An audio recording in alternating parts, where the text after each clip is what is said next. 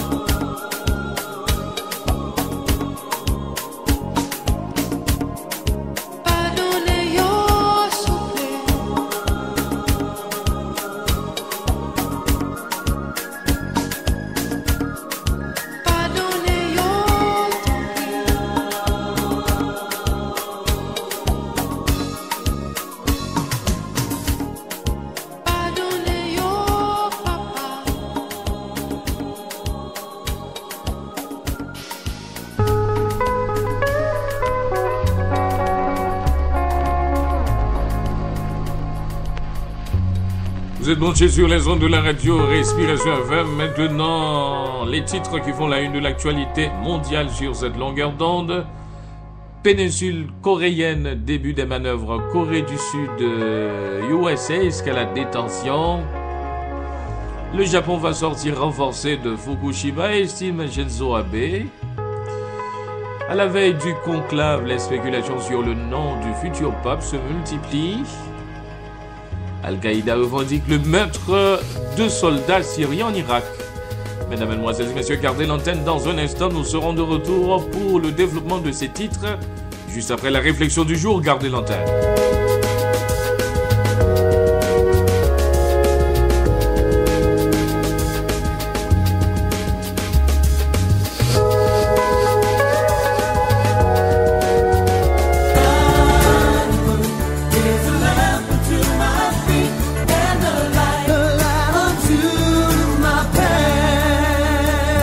Sa parole pour aujourd'hui. Lundi 11 mars. Gérez les critiques des autres. Ne jugez donc pas avant le temps. 1 Corinthiens chapitre 4 verset 5. Un jour, quelqu'un a déclaré en plaisantant: chaque équipe de football serait heureuse de recruter le joueur capable de jouer toutes les positions sur le terrain, qui ne rate pas la moindre occasion de marquer un but et dont les passes sont toujours impeccables. Le seul problème, c'est que ce joueur d'exception a beaucoup de difficultés à poser son sandwich et à descendre des tribunes où il ne cesse de gesticuler. Nous avons certes tous besoin des conseils et de remarques d'autrui. Cependant, vous devez prendre une critique en considération seulement lorsque, premièrement, vous savez que vous êtes estimé par la personne qui vous critique. Deuxièmement, la critique n'est pas entachée par l'expérience personnelle de celui ou de celle qui critique. Troisièmement, la personne ne passe pas son temps à tout critiquer. Quatrièmement, la personne continuera à vous apporter son soutien après vous avoir conseillé. Cinquièmement, la personne a une certaine connaissance dans le domaine où se situe la critique et y a connu un degré de réussite. Les critiques qui nous font le plus de mal émanent généralement des personnes que nous admirons ou aimons le plus. Il est parfois difficile de voir vos rêves critiqués par ceux qui vous admirez, aimez et respectez. Mais si vous désirez réaliser votre rêve, vous devez être prêt à payer ce prix. Par contre, Tracy Allison, la première américaine à atteindre le sommet de l'Everest, a déclaré qu'il y a des moments dans la vie où il est préférable d'ignorer complètement les conseils des autres. Si j'avais prêté attention à tous les conseils qui m'ont été prodigués, je n'aurais jamais fait l'ascension de l'Everest. Si Dieu vous a donné une promesse et un but à atteindre, et si votre cœur est en règle avec lui, ne tenez pas compte des critiques injustifiées et appuyez-vous sur sa parole. Ne jugez pas avant le moment opportun. Attendez que le Seigneur revienne. Il mettra en lumière tout ce qui est caché dans les ténèbres et il dévoilera les intentions qui animent les cœurs. Alors, chacun recevra de Dieu la louange qui lui revient.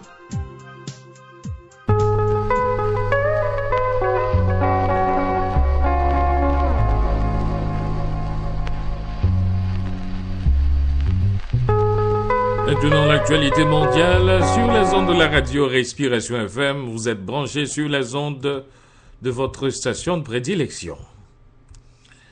Les troupes sud-coréennes et leurs alliés américains ont entamé lundi leur manœuvre militaire annuelle vivement condamnée par la Corée du Nord qui a menacé ses rôles et Washington de frappe nucléaire et suspendu sa ligne de communication en cas d'urgence. La Corée du Sud et les États-Unis, qui comptent 28 500 soldats dans le sud de la péninsule, ont lancé 2 semaines de manœuvres baptisées Key Resolve. Celles-ci sont majoritairement virtuelles, mais elles mobilisent des milliers de soldats, 10 000 Sud-Coréens et 3 500 Américains. Tokyo, le Premier ministre japonais Shinzo Abe a promis lundi d'accélérer la reconstruction de la région de Fukushima, théâtre il y a 2 ans de la pire catastrophe nucléaire de l'histoire depuis celle de Tchernobyl en 1986. Le 11 mars 2011, à 14h46, un séisme de magnitude 9 sur l'échelle de Richter a frappé le nord-est du Japon, déclenchant un tsunami avec des vagues de 30 mètres de haut. La catastrophe a fait près de 19 000 morts et détruit une partie de la centrale numéro 1 de Fukushima Daiichi exploitée par Tokyo Electric Power. Même soumis au secret, les cardinaux peuvent dire beaucoup de choses, mais ils confient rarement pour qui ils vont voter. Bien introduit auprès des prélats qui s'apprêtent à entrer au conclave mardi 12 mars pour élire un successeur à Benoît XVI, cet observateur de la vie vaticane ne cache pas sa perplexité face à la multiplication des pronostics et des combinaisons parues ces derniers jours dans la presse italienne sur l'identité de l'élu. Tel pape ferait équipe avec tel secrétaire d'État. On parle depuis quelques jours d'un ticket entre un pape italien et un numéro 2 non italien, ou l'inverse. Tel cardinal serait assuré d'obtenir 30 ou 40 voix sur 115 dès le premier tour du scrutin. Les 11 électeurs américains auraient décidé comme un seul homme de soutenir tel Italien, à moins qu'il ne se rallie à une candidature maison. Et d'ores et déjà, des spéculations se font sentir sur quelques noms qui reviennent sur la table. Ce sont Angelo Scola, Italie, et Odilo Cher au Brésil. Le premier aurait la confiance des partisans d'une réforme en profondeur de la curie. L'autre le soutien d'une frange plus conservatrice sur cette question. Je vous le dis en titre, aux États-Unis comme en Haïti, eh bien, on a avancé l'heure de 60 minutes. C'était pour la présentation de ce coup d'œil sur l'actualité mondiale. Emmanuel Élisée Morestin. Gardez l'antenne dans un instant. La chanson du jour.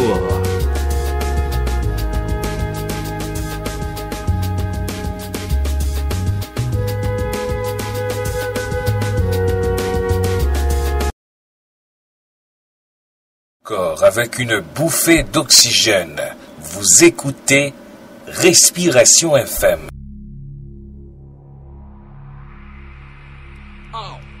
Bougez votre corps avec une bouffée d'oxygène.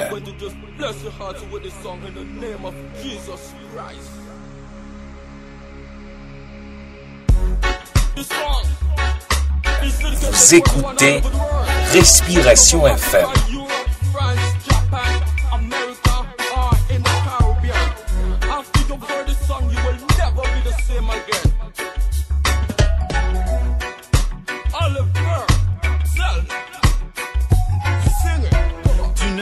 Pas de toujours marcher, le visage bas, te laisser aller, l'heure est venue d'abandonner le passé. Ce que tu as reçu est un évangile qui chante liberté, possibilités remplies de vie, plein de choses à découvrir. Dieu ne t'a pas fait pour des miettes, il t'a fait pour t'épanouir. Mon frère, ma soeur, découvrir qu'on sert un Dieu et qu'il vit. Il veut montrer sa grandeur pour chacun de tes besoins. Il sait ce qui te convient et promet d'en prendre soin. Oh, oh, oh. If there was time I got to pray is now. No matter what you're going through, that's the right thing to do.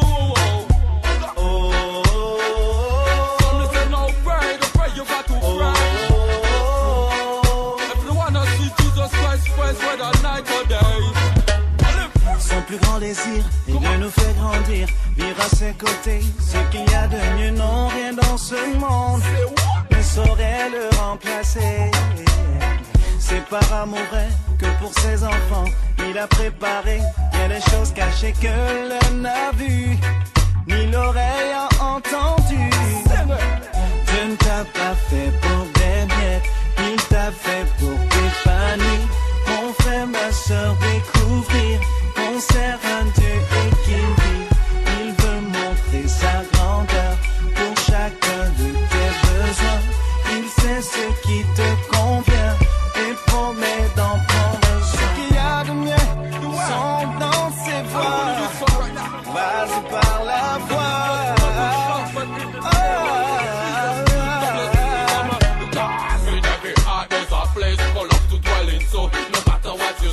No matter what you do, Jesus Christ is coming back for me and you. True, true, true. Hey, I'm sent up in the name of Jesus Christ. We not lose faith and we not lose no fight. He is a redeemer, he'll provide a counselor. Call on his name, there is never no other. To live right, courtesy. Yes, she was a sinner. Don't follow Satan, Satan a liar. Right now with the tongue, they are facing some fire, cause it's still a football when it's like the Messiah. Je ne t'ai pas fait pour Bernette, il t'a fait pour t'épanouir. Mon frère, ma soeur, découvrir qu'on sert un Dieu équilibré. Il veut montrer sa grandeur pour chacun de tes besoins. Il sait ce qui te convient et promet d'en prendre soin. Oh, oh, oh, oh. If there was time, got to pray is now. No matter what you do, that's the right thing to do. Some listen, no pray, the pray you got to pray. If you wanna see Jesus Christ face, whether night or day.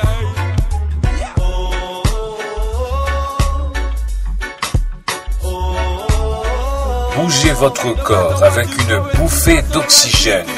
Vous écoutez Respiration FM.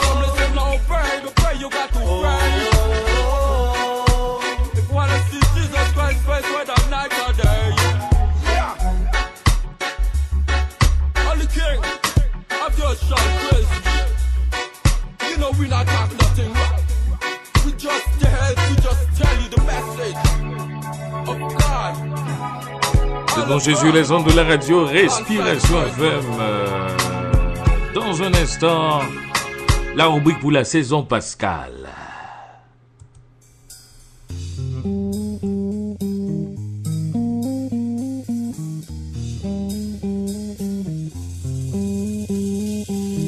Dans l'armée romaine, les chefs de 100 soldats étaient appelés des centeniers. Et l'un d'eux, en Matthieu 27, a suivi la crucifixion de Jésus. Écoutons-le. Centenier, centenier, raconte ce que tu as vu. Centenier, centenier, raconte ce que tu as vu. J'ai vu des hommes enfoncés, des clous dans ses mains, dans ses pieds, en le louant sur une croix, là-haut sur le mont Golgotha. Centenier, Centenier, centenier, centenier, raconte ce que tu as vu. Centenier, centenier, centenier, raconte ce que tu as vu. J'ai vu les hommes se moquer, lui disant si tu es le Fils de Dieu, alors descends de la croix, et si nous croirons en toi. Centenier, centenier, centenier, raconte ce que tu as vu. Centenier, centenier, centenier, raconte ce que tu as vu.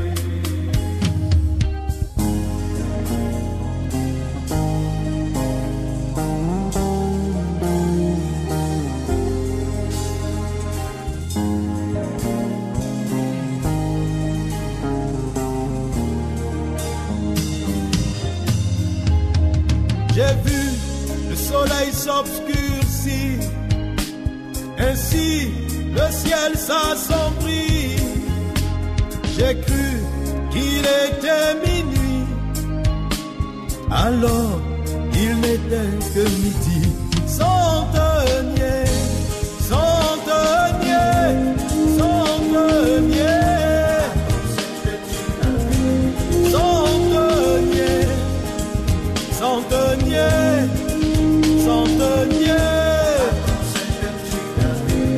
centenier,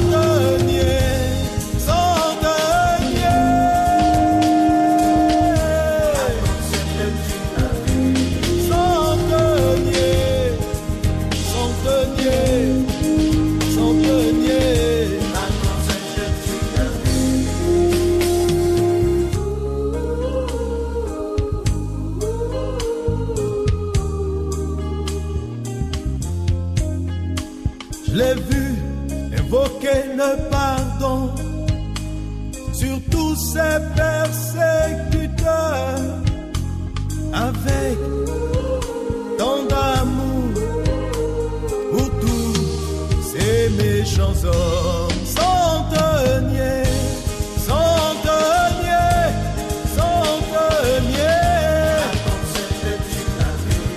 centenier, centenier, centenier.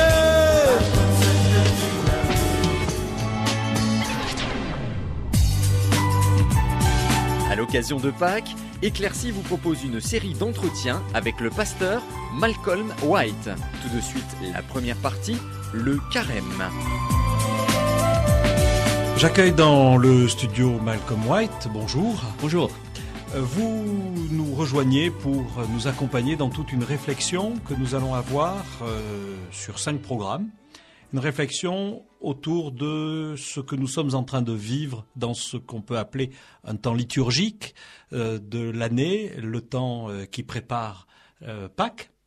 De façon à ce que les auditeurs vous situent un peu mieux, je peux dire que vous êtes marié. Je suis marié. Avec sans doute la plus belle femme du monde. Absolument. Comme tout le monde. Vous avez 4 enfants, je crois. Voilà. 4 enfants, donc 3 filles, un garçon, dont 3 ont quitté le nid, et puis une qui reste. Vous êtes pasteur de l'Église réformée de France. Voilà, depuis 26 ans. Là, actuellement, à Valence, donc pas très loin de ce studio-ci.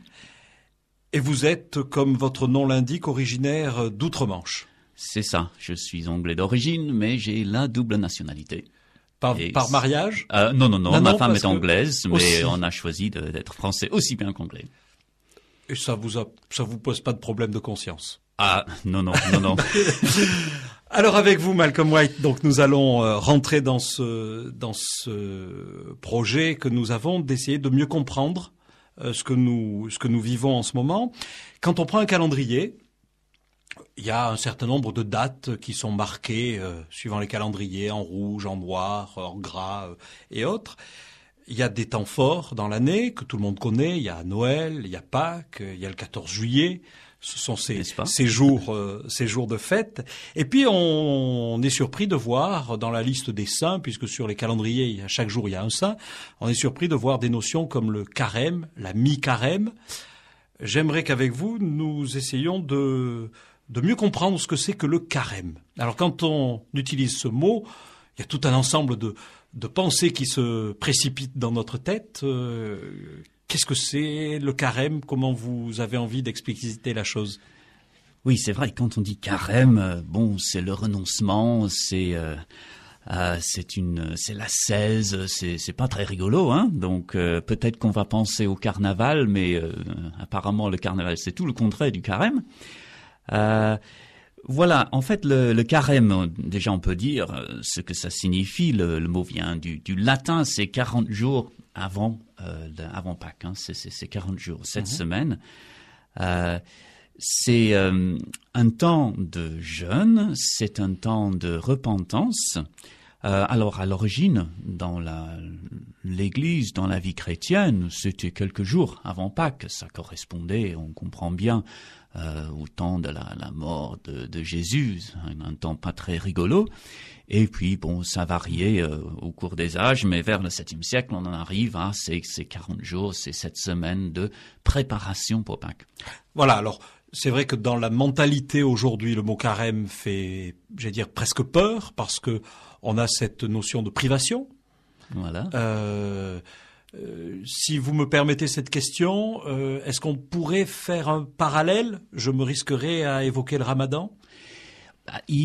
On peut faire un parallèle, je crois, parce que le Ramadan, c'est tout un mois. Et c'est un jeûne qui se passe dans la journée. Hein. Et puis après, dès que le soleil se couche, alors on fait la fête. Ouais. Mais c'est vrai qu'un mois, c'est long et c'est plus rigoureux. On ne doit ni manger ni boire du tout, donc même ne pas avaler sa salive. Enfin, donc pendant la journée, c'est quelque chose d'assez difficile. Et donc on doit se concentrer sur la prière. On doit donner des choses, enfin donc des offrandes aux nécessiteux. Donc ça, c'est le Ramadan. musulmans, et c'est vrai que c'est un mois très très important pour les musulmans. Pour les chrétiens, en fait, de nos jours, il n'y a pas trop de chrétiens qui observent le carême. On dit d'ailleurs rentrer en carême. Oui. C'est une démarche volontaire. Voilà, oui. Bien souvent. Et puis les catholiques pour qui c'était très important dans le temps, ça l'est moins.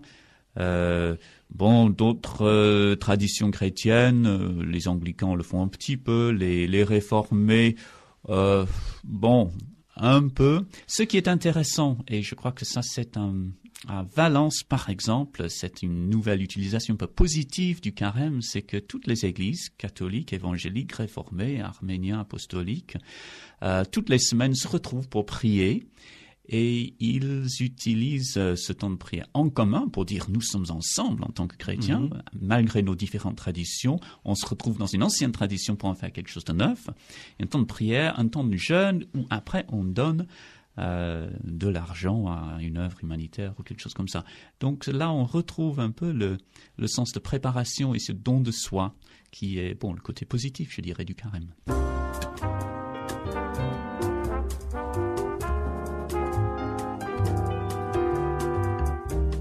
Vous évoquiez tout à l'heure l'histoire un petit peu de ce temps en disant qu'au 7e siècle, les choses se sont un petit peu organisées, calées en tout cas, voilà, sur cette période de 40 jours. Voilà. Et quand on dit 40, on a alors là tout un ensemble d'images qui reviennent dans notre esprit. Il y a le temps que Jésus passe au désert. Voilà. Il y a l'exode du peuple d'Israël.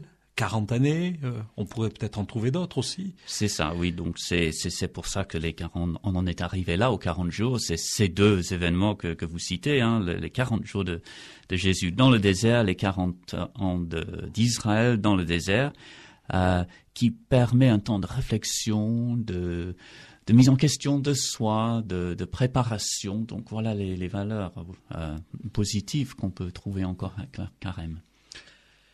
Dans l'histoire de l'Église, c'était un temps qui, vous l'avez dit, c'est un temps de préparation. C'est un temps qui a été utilisé dans ce qu'on appelait, qu'on appelle encore dans certaines églises, une certaine préparation au baptême. Et les gens passaient par les eaux du baptême au moment de Pâques.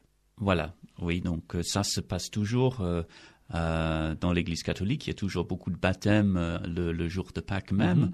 Dans les autres traditions d'Église, on n'en est pas là, mais le baptême reste important, mais pas forcément le jour de Pâques. C'est ça, voilà. Oui. D'accord.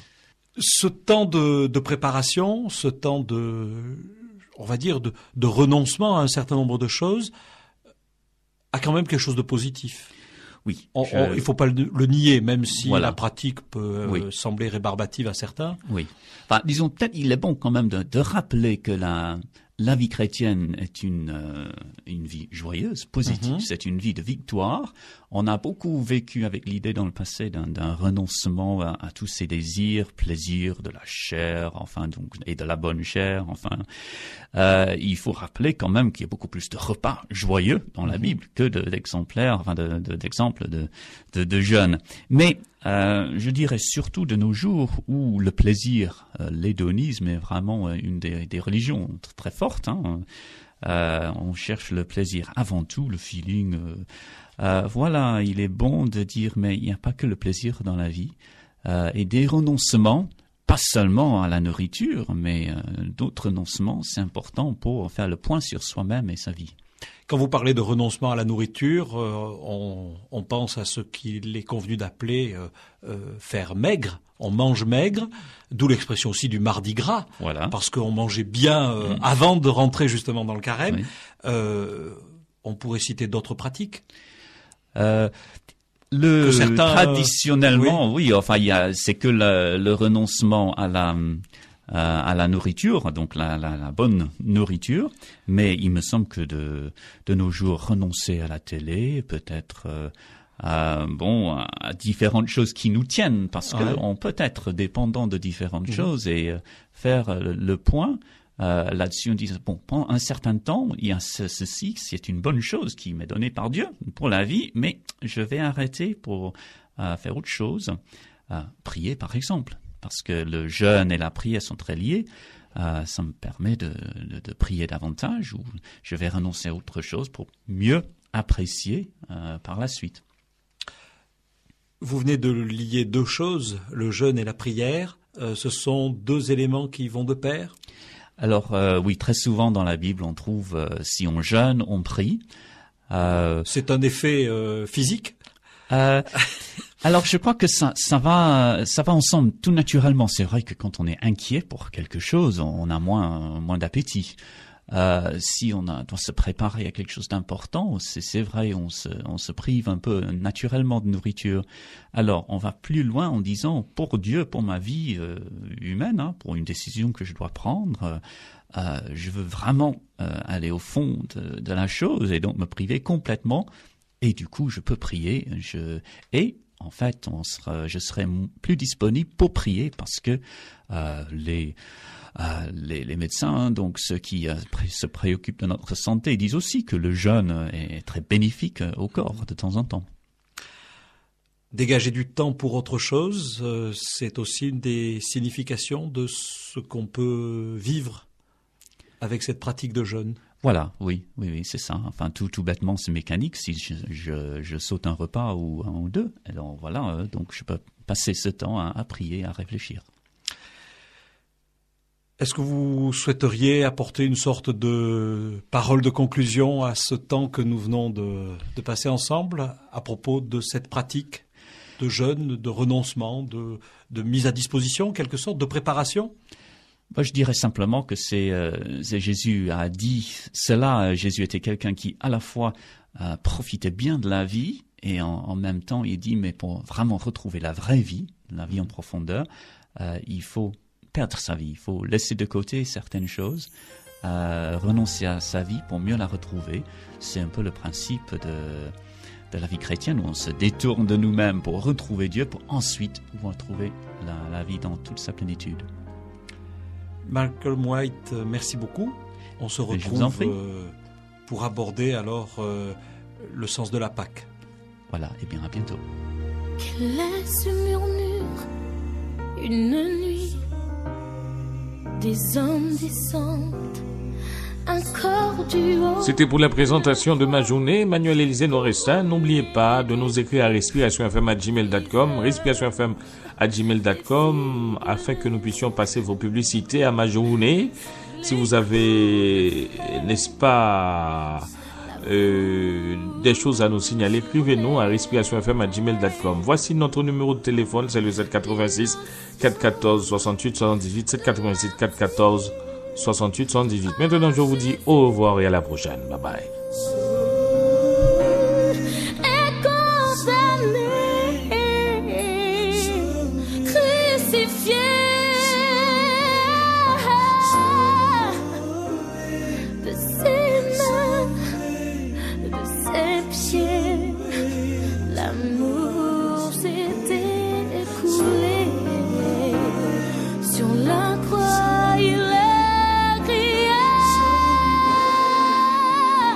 Le